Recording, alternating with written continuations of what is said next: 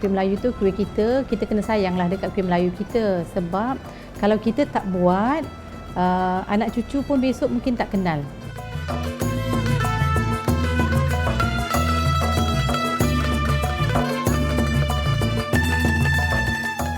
Kuih-kuih tradisional kita ni bukan saja melibatkan satu bangsa. Bagi saya, kuih-kuih ni menyatukan semua bangsa yang dalam Malaysia ni.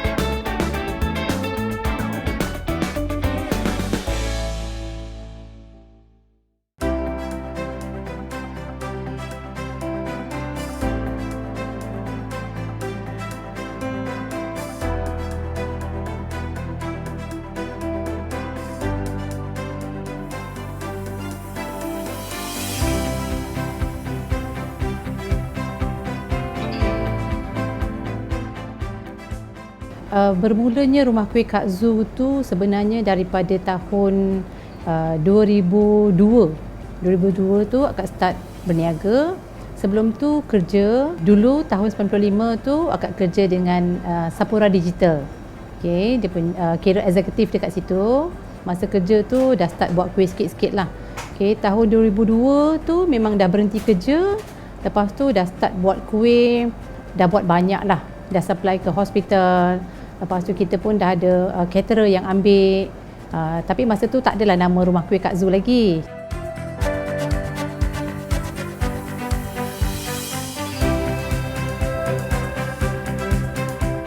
Bila kita buat kuih Melayu, kuih Melayu tu sepanjang masa lah orang akan cari. Ya, tak kira lah masa bulan puasa ke, masa hari-hari biasa pun orang tetap akan cari kuih-kuih Melayu. Customer tu sentiasa ada. Lagi-lagi kalau macam caterer biasanya dia akan cari pembuat kuih sebab dia tak sempat nak buat kuih kan. So dia akan carilah siapa-siapa yang boleh buat kuih kan. Jadi akak nampak macam tu akak mulalah daripada rumah sahaja. Kiranya dulu buat dekat rumah, lepas tu bila dah makin besar, kita cari rumah yang lain lah.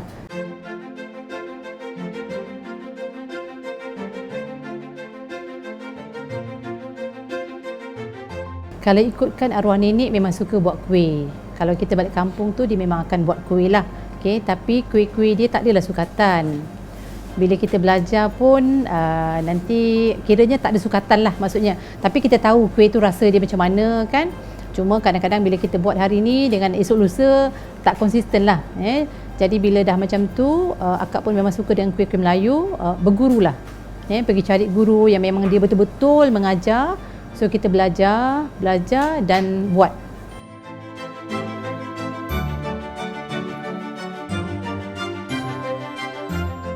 Kalau ikutkan kita ada hampirlah 60 jenis kuih. 60 jenis kuih Melayu, okey. Tapi sebenarnya kita tak termampu nak buat 60 sekaligus. Kita akan rotate lah.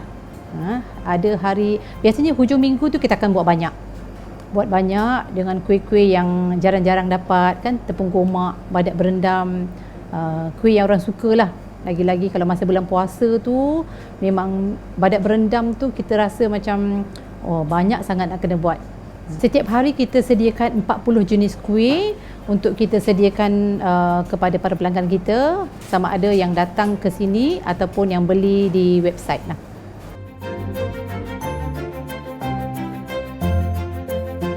Sebenarnya saya memang pelanggan setia dah sejak lama lagi daripada Kak Zu mula-mula buka rumah kuih Kak Zu. Kalau datang rumah kuih Kak Zu, biasanya saya akan dapatkan bingka ubi, seri muka pandan, kuih lapis pelangi ataupun puding-puding seperti bokor ubi. Sebab yang tu memang best seller dekat rumah kuih Kak Zu.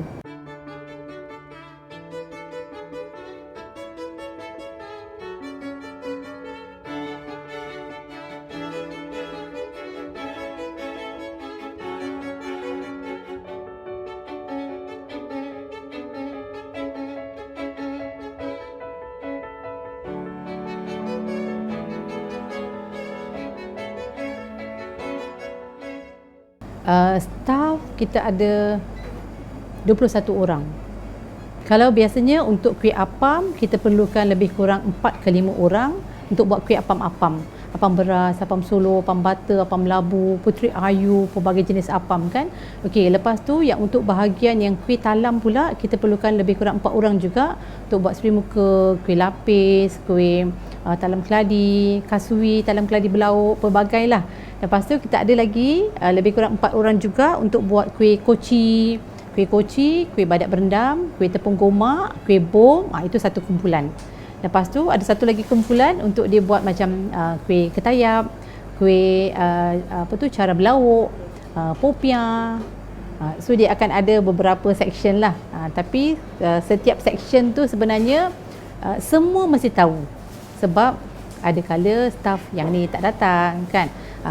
Setiap orang tu dia akan tahulah maksudnya. Tapi dia akan ada seorang yang memang dia lebih mahir.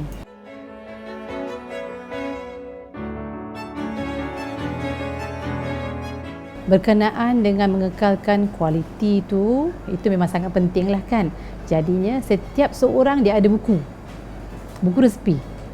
Setiap seorang kita pastikan dia ada buku resepi, memang dalam tu semua resepi. Jadi kalau yang ni hilang, dia akan tanya kawan dia lah. Kalau kita pergi je, contohnya lah kan, dia buat kuih, lepas tu kita nak spot check kan, mana buku, dia cari buku. Kalau buku tak ada tu, memang takut silap lah kan. Ada kalanya diorang tu rasa macam dah confident sangat kan, buat kan, tapi kita kena check jugalah. Kadang-kadang manusia ni lupa kan, walaupun terlupa garam, kuih tu akan hilang rasa.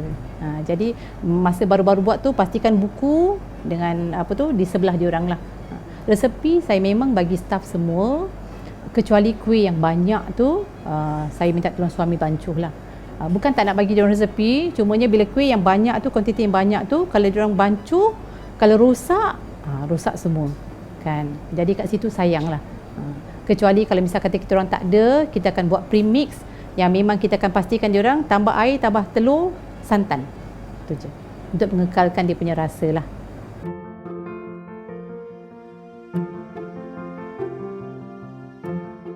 Bila disebut untuk pelapis kan, sebenarnya akak ada 4 orang anak perempuan, train diorang lah ya. Dalam masa yang sama kita juga train pekerja. Staff kita kebanyakannya semua anak-anak Melayu, yang saya rasanya memang bagus kalau kita train dia supaya benda tu tak putus kan. Staff saya ada yang daripada Kelantan, Johor, merata lah maksudnya kan. So kalau dia belajar di sini, tak mungkin dia akan kerja lama dengan kita kan, sampai satu peringkat dia akan berhenti juga kan. So bawalah apa yang dia belajar dekat sini tu pergi ke tempat masing-masing. So buat, bila anak muda tu nampak kita buat, dia nampak benda tu berpotensi kan, customer suka. Tapi satu je lah saya pesan dekat staff saya, kita buat, kita jual macam mana yang kita makan, InsyaAllah benda tu akan berterusan. Jadi anak-anak muda pun dia dah nampak ada potensi untuk kuih-kuih Melayu kan, boleh pergi jauh dan insyaAllah boleh kekal lah.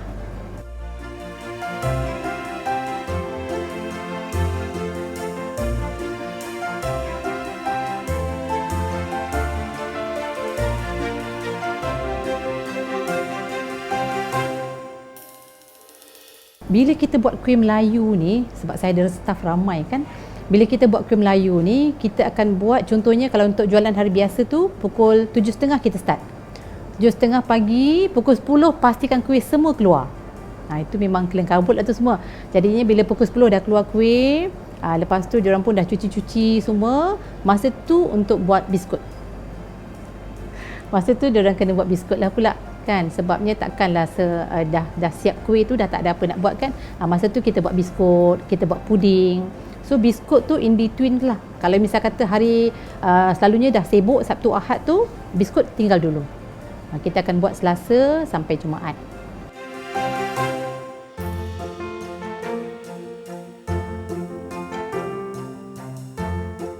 Okey, kalau biskut raya tu sebenarnya kita tak concentrate sangat dekat biskut raya, tapi disebabkan permintaan tu ada dan kita ada ruang-ruang kosong, maksudnya ruang yang kita boleh minta tolong staff kita buat biskut kan, kita akan buat 10 jenis. Tak nenas, chocolate chip, Belgian cookies, itu antara yang memang orang cari lah. Jadi tak raya pun memang kita buat juga. Apatah lagi raya ni, memang itulah yang kena standby lebih.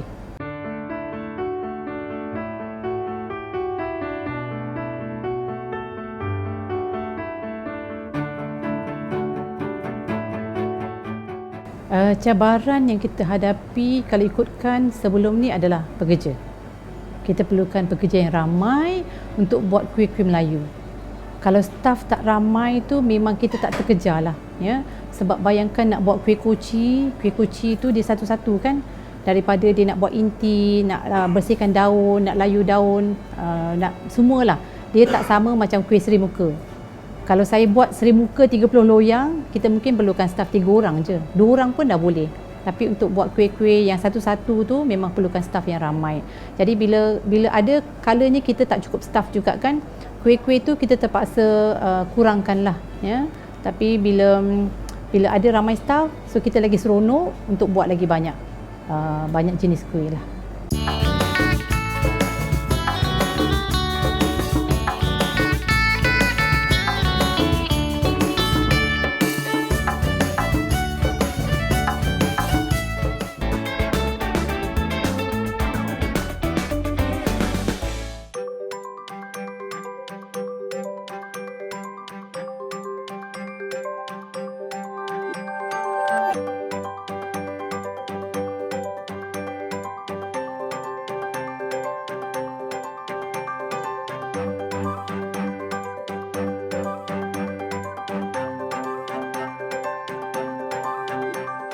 Nama saya Muhammad Izzuan bin Muhammad Zain. Saya berumur 40 tahun dan saya berasal daripada Selangor.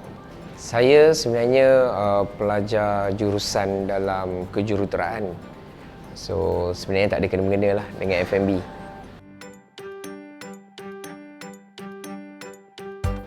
Sebenarnya masa saya bekerja dalam bidang engineering tu, keluarga saya dah mulakan waktu tu dengan restoran lah. Kita mulakan dengan restoran, jadi kita dah berjinak-jinak dengan F&B. Sejujurnya saya sendiri, saya memang minat berniaga lah. Waktu tu pada tahun 2015, 2016, kafe ni punya scene waktu tu tengah naik. Sebelum saya buka kafe ni sendiri, saya pergi lebih daripada 60 kafe di seluruh Klang Valley. Saya tengok kebanyakan kafe-kafe ni dia offer benda yang sama. Kebanyakan kafe ni dia tawarkan makanan yang berbentuk western lah, makanan barat. Jadi bagi saya ni agak patriotik sikit. Jadi saya timbul minat saya tu, waktu tu saya kata why not saya angkat martabat kuih-kuih tradisional yang ada kat Malaysia ni, di samping makanan-makanan tradisional yang lain, tapi di satu tahap yang lain, supaya satu untuk generasi saya sendiri dan seterusnya untuk generasi anak-anak saya. So maksudnya benda yang tradisi ni dikekalkan.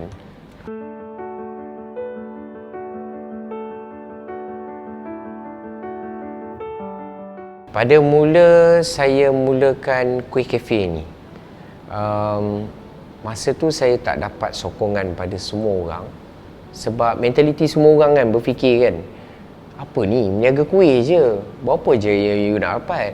Kedai sampai 2 lot.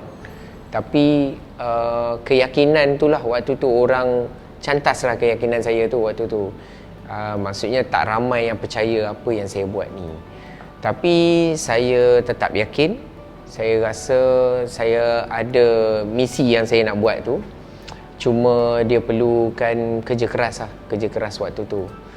Jadi cabaran antara yang pertama sekali yang bagi impact pada saya waktu tu adalah tiada keyakinan daripada orang di keliling saya. Tapi saya cuba untuk membuktikan sesuatu lah waktu tu.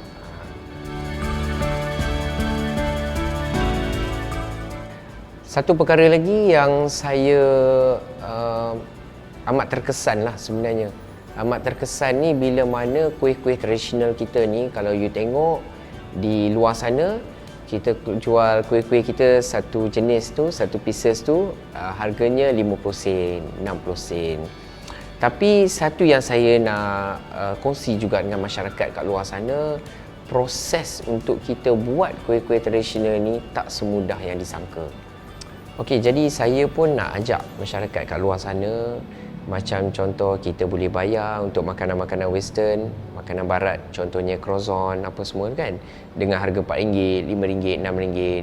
Why not kita seluruh rakyat Malaysia kita support our local traditional kuih dengan harga yang kita tawarkan berpatutan, bukanlah 50 sen lagi yang macam kita tengok sebelum ni. Tugas saya jugalah nak angkat benda tu supaya dia duduk dalam level yang lain. Bukanlah harga sampai RM4, RM5, tapi sekurang-kurangnya berbaloi dengan apa usaha-usaha semua pembuat kuih di luar sana.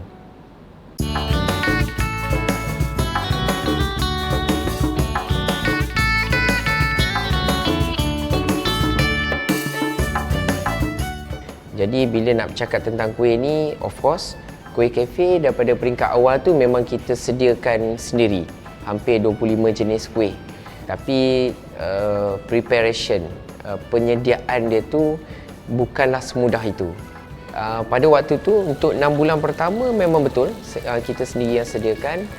Jadi seterusnya saya nampak, saya rasa kita kena ambil konsep berkongsi rezeki, bagi peluang pada yang lain-lain. Jadi saya buat keputusan untuk berbincang dengan waktu itu dengan Persatuan Ibu Tunggal Selangor, dengan Pusat Zakat Selangor.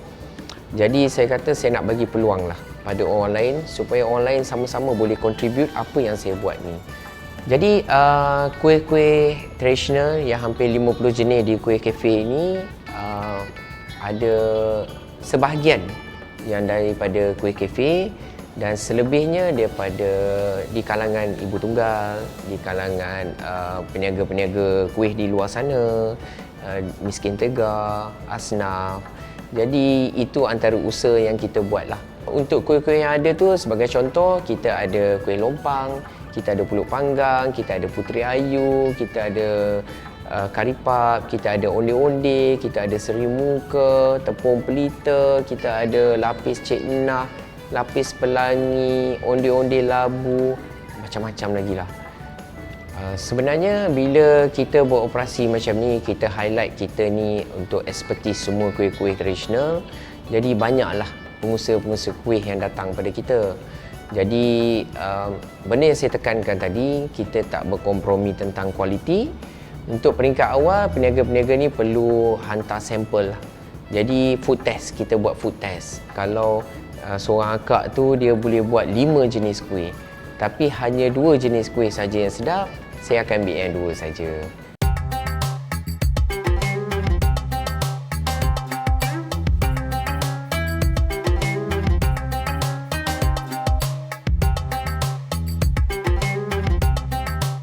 Okey, kalau kita cakap puasa bulan Ramadan ni, bila kita berbuka puasa, kita sinonim dengan manisan-manisan. Saya dapat feedback yang sangat memberangsangkan. Kalau bulan puasa, kita ada online punya order dan boleh sendiri datang untuk walk in ke sini untuk tapau. Kalau kita bulan puasa ni beratur panjang lah untuk kuih-kuih. Tapi kita pastikan jumlah kuantiti kuih mencukupi. Okey, pada hari biasa sebelum kita menjelang Ramadan sebelum ni, kuih-kuih kita yang kita sediakan hampir 4,000 untuk hari biasa. Tapi pada bulan Ramadan ni, macam kita ambil contoh pada Ramadan yang lepas, kita jual 6,000 biji kuih sehari. Pada hari Minggu kita akan tambah lebih lagi pada tu. Bagi saya kuih kafe ni dia macam one stop center untuk semua kuih-kuih tradisional Malaysia. And you tak payah nak pergi ke, maybe kadang-kadang nak kena pergi ke satu stall yang lain untuk beli kuih-kuih ni. You just datang sini, dah tersusun semua dah, ada. Kuih kegemaran saya adalah kuih lopis. So saya akan datang sini akan cari kuih lopis, kuih keria gula Melaka, dan juga kuih seri muka lah. Kuih lopis tu, dia punya pulut tu memang very soft lah, lembut, dan dia juga sedikit moist daripada kuih-kuih lain. Kalau saya beli kat luar, kadang-kadang dia punya pulut tu agak dry. And then gula Melaka tu pun memang pure gula Melaka. And then kalau macam kuih seri muka tu pun dia punya rasa pandan tu memang rasa pure. And then dia punya freshness of kuih tu terjagalah. Memang daily basis punya kuih kan.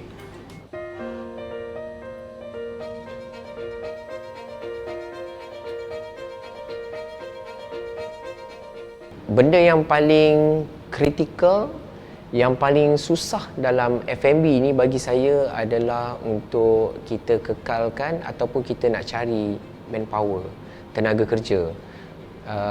Paling susah ialah tenaga kerja lokal lah. Tapi kalau kita di Kuih Cafe ni, kita banyak nak tekankan untuk kita highlight supaya lokal ada bersama kita. Kita bukan dekat sini, bukan saya hanya nak melihat semua pekerja-pekerja lokal ni dia hanya sekadar bekerja. Dia kena timba ilmu yang betul, dan satu hari saya harap pekerja-pekerja saya mampu untuk buka perusahaan dia orang sendirilah. Maksudnya masuk jadi usahawan. So saya rasa itu antara titik tolak lah. Ini yang selalu saya pesan lah pada semua orang, untuk tukar cara kita berfikir, mentaliti kita, cara kita nak bawa bisnes kita ke depan, and then langkah-langkah lain yang perlu untuk kita kekalkan bisnes kita supaya relevan.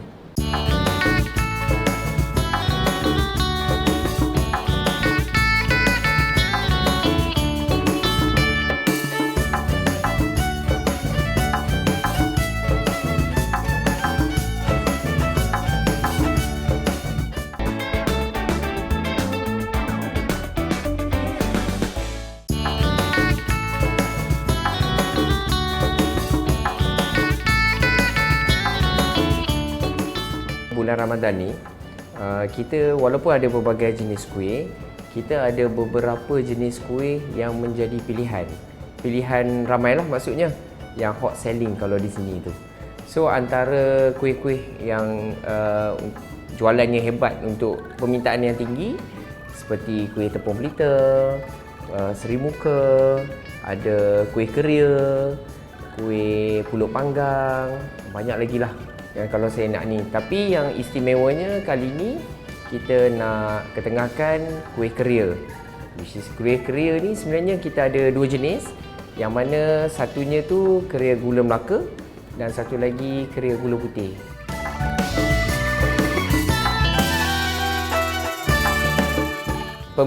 Antara permintaan yang paling tinggi sepanjang bulan Ramadan, bulan puasa ni, adalah kuih keria lah. Saya rasa sebab manisan dia tu lah. Jadi bila kita berpuasa sepanjang hari tu, pada hujung hari tu kita nak sedikit manisan tu, saya rasa kuih keria ni memang mendapat tempat lah. Jadi pilihan lah.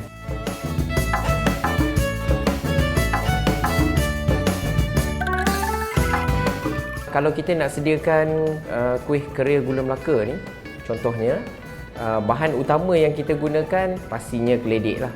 Keledek, ubi keledek. Jadi seterusnya kita ada juga bahan seperti tepung gandum, kita ada gula pasir, kita ada gula merah, gula Melaka, kita ada sedikit garam. Okey, saya nak kongsi sedikit cara macam mana kita nak sediakan keria gula Melaka ni. So proses yang pertama tu sudah pasti keledek. So jadi keledek tu kita kalau atas kapasiti 1 kilo, kita cerita 1 kilo, keledek tu perlu dipotong dan dipotong dadu lah untuk lebih mencepatkan proses tu. Jadi kita potong 1 kilo keledek dan kita rebuskan. Kita rebus keledek tu selama 30 minit ataupun sehingga keledek tu lembut.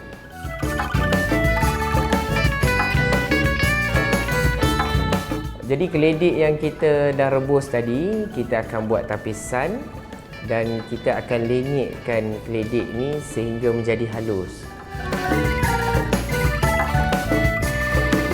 Keledek yang kita dah lenyekkan sehingga halus tadi, kita akan campurkan dengan tepung gandum dan kita akan gaulkan sehingga sebati bersama tepung gandum tu. Seterusnya, kita akan bentuk menjadi bentuk keria dan kita akan goreng dalam minyak yang panas.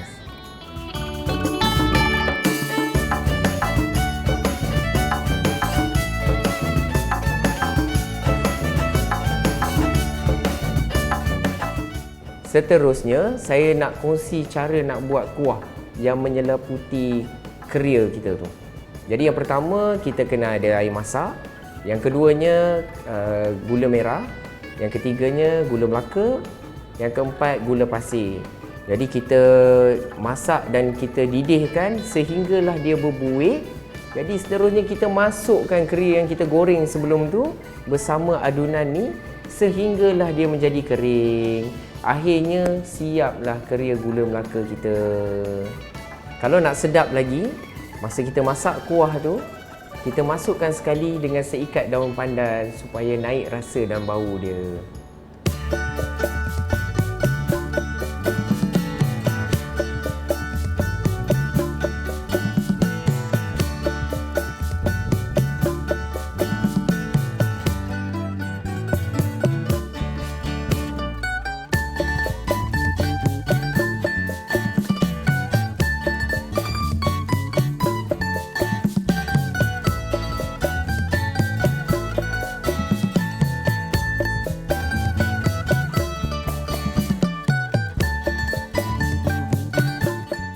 Untuk Seri Muka Pandan, sebenarnya dia adalah kuih yang memang orang akan cari daripada dulu sampai sekarang lah ya. Terutamanya kalau pasal Seri Muka Pandan tu adalah kegemaran akak sendiri dan juga anak-anak lah. Okay. Kalau kita sebut je Seri Muka, kebanyakan orang dah tahu dah Seri Muka tu bentuk macam mana, rupa dia macam mana kan. Jadi mudahlah. Kalau kita nak start berniaga, kita buat Seri Muka, memang orang akan carilah.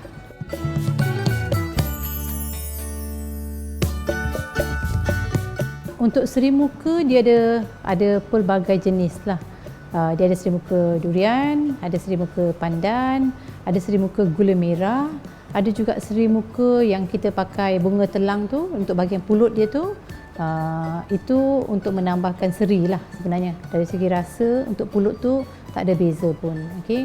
Dan satu lagi, kalau siapa yang belah Pantai Timur, dia punya kuih hampir sama macam Seri Muka, tapi dia tak panggil Seri Muka, dia panggil pulut sekaya.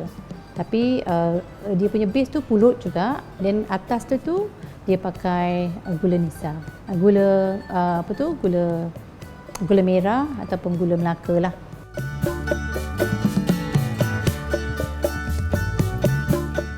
Untuk buat Seri Muka Pandan, kita perlukan beras pulut. Beras pulut biasanya akak pakai beras pulut susu. Okay, dia lebih lembut dan dia putih lagi lah. Ya. Kita perlukan beras pulut, kita perlukan santan, air dan garam untuk bahagian dia punya bawah dia. Okay. Untuk kepala dia kita perlukan tepung gandum, okay, tepung jagung ataupun tepung custard, gula, garam, kita perlukan telur, santan dan juga air pandan lah, dan sedikit pewarna untuk menambah seri. Untuk buat dia, bahagian pulut tu kalau kita pakai pulut susu kita tak perlu rendam pun, cuci je, toastkan dia, lepas tu masuk dalam loyang dan kita letak air dan santan dan juga garam.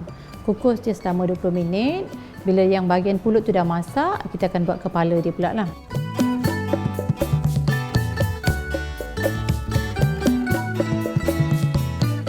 Bahagian kepala tu kita perlukan tepung tadi semua, pancuh je sekali arung, lepas tu tapis. Okey, tapis dan kita masakkan sedikit atas api supaya dia naik wap. Bila pulut dah masak, dia kita tuang dalam adunan pulut lah.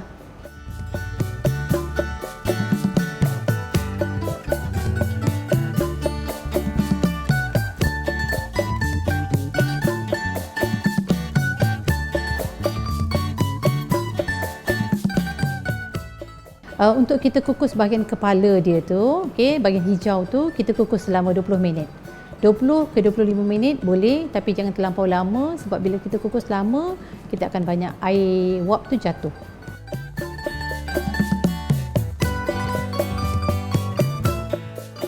Memang semua kuih kita memang wajib tapis lah ya. Sebab kadang-kadang bila kita beli santan tu kadang-kadang dia ada dia punya kelapa tu kan, kadang-kadang ada yang tertinggal. Lepas tu kita telur, kadang-kadang dia ada dia panggil macam mata telur tu kan. So eloknya tapis lah. Tapis. Setakat ni kita buat kuih, alhamdulillah tak pernah ada orang komplain bau hanyir ke kan. Kita tapis tu rasanya lebih selamat lah, kita pun bersih kan, insyaAllah.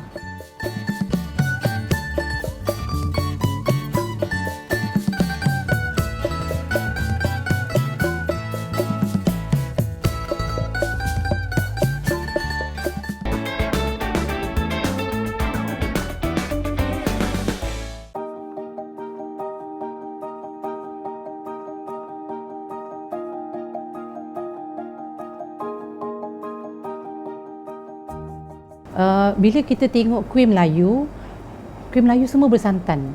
Dia susah nak pergi, kita nak post tak boleh kan. Kalau orang jauh-jauh nak merasa kuih kita tu pun susah kan. Jadinya cara yang terbaik lah saya rasa, saya berkongsi ilmu. Mungkin orang di Kelantan, orang di Johor dapat buat yang sama. Jadi diorang bolehlah, orang-orang dari sana dapat rasa juga kan. Jadi belajar, anak murid tu dia akan buat yang sama, dia akan jual kat tempat diorang sendirilah.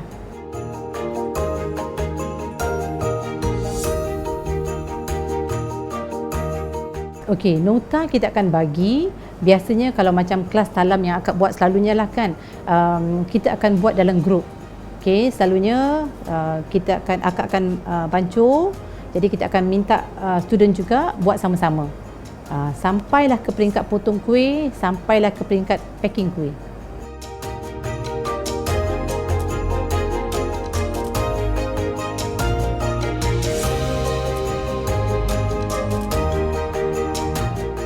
Kebanyakannya alhamdulillah memang diorang dah buat berniaga. Ada juga yang memang jadi sumber pendapatan diorang kan. Ada juga yang mengajar semula. Benda tu kiranya ilmu yang disampaikan lah kan. Kalau untuk akak sendiri nak buka kelas untuk semua orang, kadang-kadang kekang masa kan, tak cukup masa. Ada dah ramai juga student yang memang dia cakap, Kak Zu, saya nak mengajar kat tempat saya. Tak apa, boleh, silakan.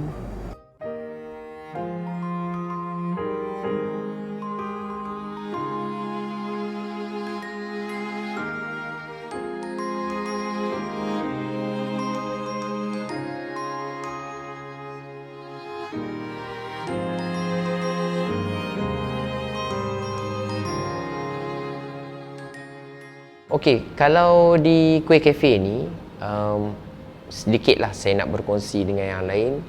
Pada setiap tahun, dalam masa setahun mungkin 3 kali atau 4 kali, kita ada CSR program, orang panggil.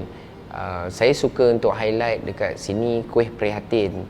So, kuih prihatin ni maksudnya kita menyumbang kembali kepada komuniti kat luar, pada masyarakat kat luar, tapi kepada masyarakat yang tidak berkemampuan lah. Maksudnya kita ada juga program yang kita pergi ke gelandangan, ada juga program yang kita pergi ke asnaf-asnaf untuk kita buat charity lah. Kita ada proses kita sedekah apa semua kan.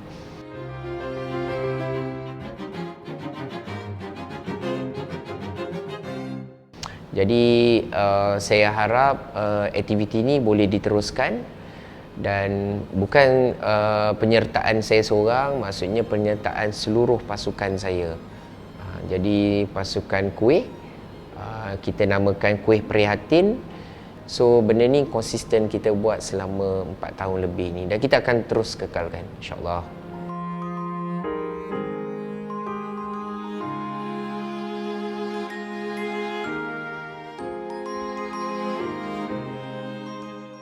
Allahu Akbar, Allahu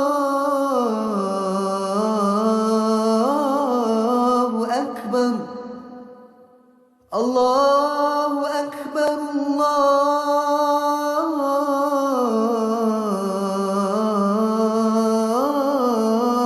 Akbar.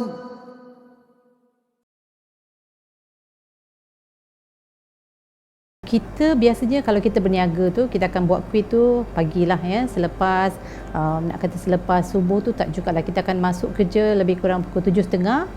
Kita akan buat kuih, pukul 10 packing, pukul 12 kita buka kedai.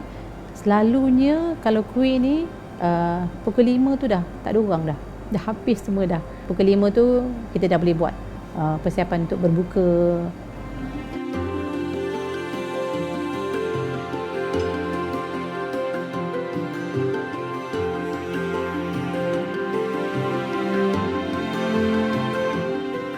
Kalau kita sebut kuih Melayu ni kan, kuih Melayu tu kuih kita kena sayanglah dekat kuih Melayu kita. Sebab kalau kita tak buat, anak cucu pun besok mungkin tak kenal lah kuih Melayu.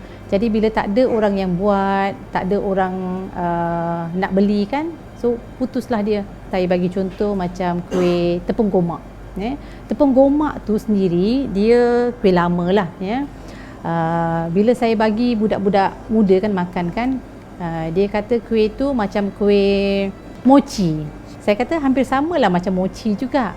Cuma kita letak inti kelapa ataupun inti kacang.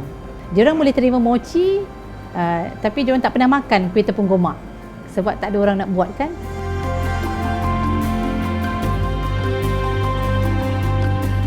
Sebenarnya bila sebut rumah kuih tu, akak bayangkan mungkin 5 tahun lagi akan diwarisi anak-anak lah kan.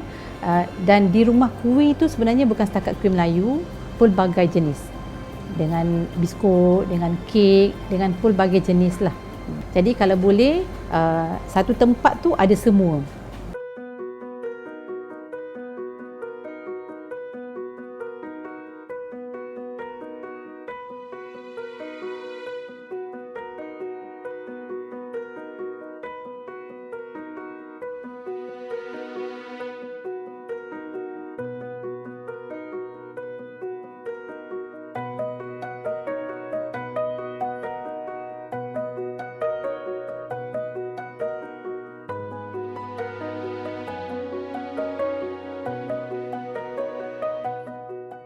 Sejujurnya, kalau dari segi keluarga, macam mana saya meluangkan masa dengan keluarga, saya memang agak suntuk, masa saya agak suntuk. Jadi saya sehabis baik cuba meluangkan waktu hari minggu saya bersama anak, keluarga saya, dan saya dah didik daripada awal lah sebenarnya. Saya cuba terangkan apa yang cuba kita buat, masa depan macam mana. Saya harap pun insyaAllah mungkin anak saya boleh mewarisi perniagaan yang sedia ada. So saya yakin masa saya tu saya cuba yang terbaik untuk uruskan waktu kita berbisnes, waktu kita beriadah dan waktu saya bersama keluarga.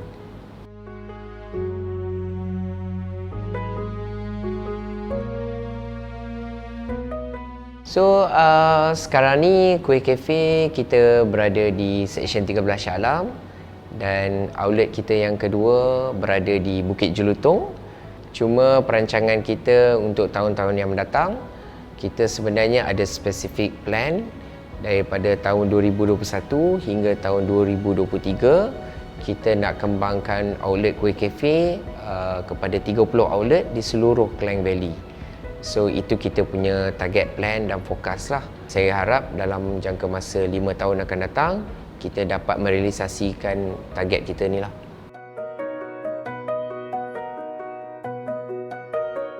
Kejayaan yang ada sekarang ni yang bersama Kuih Cafe, kalau kita tengok dengan customer yang ramai, tak putus-putus, yang terus-menerus menyokong kita, bukan saja customer baru, customer-customer lama pun terus kekal bersama kita, adalah bukan hasil usaha saya seorang. Saya bersyukur saya mempunyai pasukan yang baik dari segi pihak pengurusan dan pekerja. So saya secara tak langsung, kita di Kuih Cafe membuktikan kita orang lokal, orang Malaysia boleh bekerja dengan baik dan boleh menawarkan kualiti yang baik pada seluruh rakyat Malaysia kat luar sana.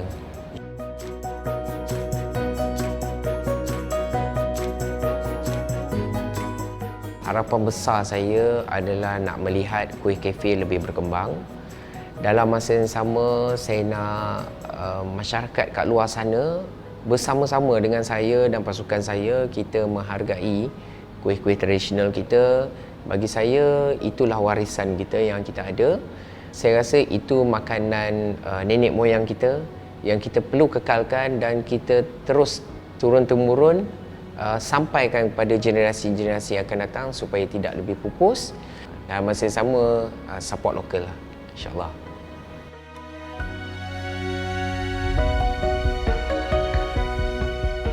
Harapan akak kan untuk kuih Melayu ni lah, terutama untuk para peniaga yang baru nak bermula berniaga kan. Kadang-kadang diorang rasa macam kuih Melayu ni kena jual murah, ya. Tapi bila diorang buat tu baru tahu macam mana payahnya nak dapatkan hasilnya tu. Masa tu baru dia tahu macam mana kita nak letakkan harga kuih Melayu.